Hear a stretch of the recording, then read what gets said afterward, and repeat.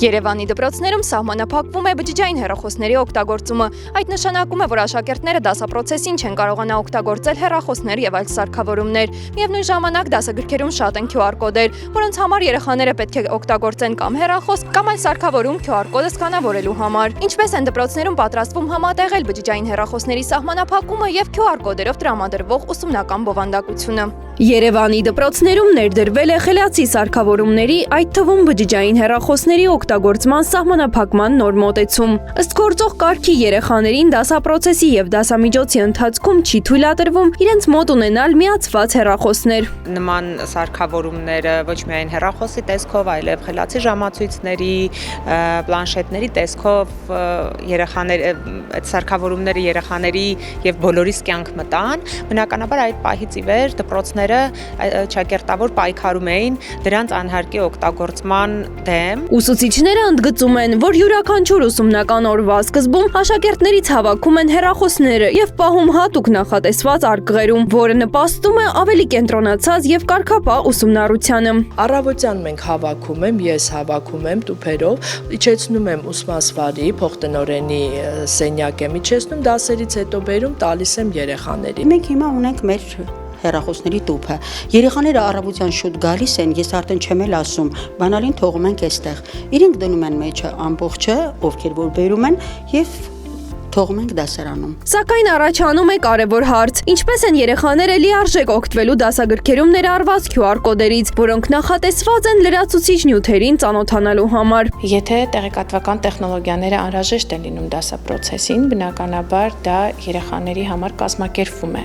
Ուսուցիչները իրենց հեռախոսներով ունենք կաբինետներ, որտեղ համապատասխան հարմարանքներ ունենք եւ ըստ անհրաժեշտության տեղի են ունենում դասացակի փոփոխություններ, տեղի են ունենում կազմակերպչական աշխատանքներ եւ երեխաները օգտվում են իրենց ընձեռած հնարավորությունից եւ լիարժեք տիրապետում են արդեն նյութին նաև տեղեկատվական տեխնոլոգիաների միջոցով։ Աշակերտները պատմում են, որ առավոտյան հեռախոսները դնում են արկղերի մեջ, իսկ տանը օգտագործում են դրանք QR կոդերը սկանավորելու եւ նյութերը ուսումնասիրելու նպատակով։ Դասերի ժամանակ պետք են լինում հեռախոսները QR կոդերի համար օգտվելու համար։ Դրա համար գնում ենք տուն, բացում սովորում ենք, որ ավելի լավ դասը յուրացնենք ու ավելի բաներ սովորենք։ Իսկ դասի ժամանակ QR կոդերով չեք օգտագործում։ Հա, կարող դասատուներն են բացում, մեր մոտ հեռախոս չկա, որ չշեղվենք դասերից։ Ինչ ես արել հեռախոսը առավոտյան։ Տվել եմ Գեղոշուդյանին, դրել եմ հատուփի մեջ ու տվել եմ ուսումնասիրի մոտ։ QR կոդերն եմ բացում, մի քիչ խաղում եմ։ Խաղում ես։ Ո՞նց ես խաղում։ Հեռախոսով։ Հետո դասում եմ։ Իհարկե լինում են դեպքեր, երբ աշակերտները չեն ցանկանում հանձնել հեռախոսները, սակայն ուսուցիչները իրավիճակը կարգավորելու համար կիրառում են իրենց մեթոդիկան։ Շատ քիչ է նման դեպք պատահել, երկրորդ անգամ օրինակ բերել են, ասում երեխաները միայն անկեղծորեն ասեք ում մոտ կա, եթե ինձ հարգում եք։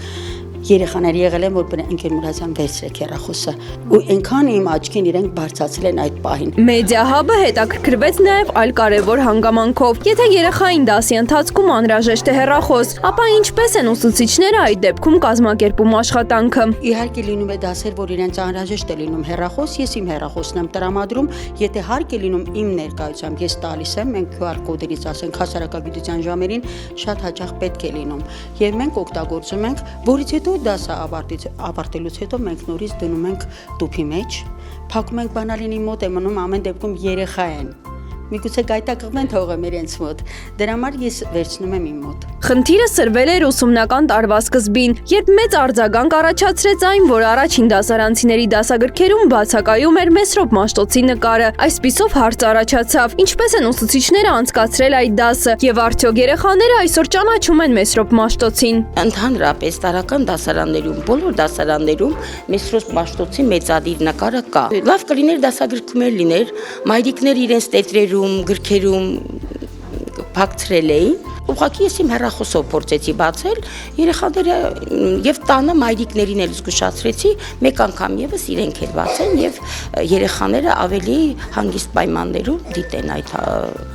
QR կոդի մեջ պարունակվող նյութը։ Մյուս կարևոր հարցը, եթե աշակերտը տանը հնարավորություն չունի օգտվելու հեռախոսից, ինչպես են կազմակերպում այդ դեպքում։ Եթե նույնիսկ ոչ բոլորն ունեն համապատասխան սարքավորումներ, ուսուցչի ուղեկցությամբ, ուսուցչի հրահանգով եւ ըստ անհրաժեշտության իհարկե կարող են օգտագործվել եւ դա կարվի։ Արդյոք եղել են բողոքներ ծնողական համայնքից եւ որքանով է նոր համակարգը արդյունավետ նվազեցնելու տեխնոլոգիաներից չարաշահումը եւ բարձրացնելու ուսումնական կենտրոնացվածությունը։ Որևէ ծնողի կողմից բողոք չենք ստացել, որևէ դպրոցի ղեկավարի կողմից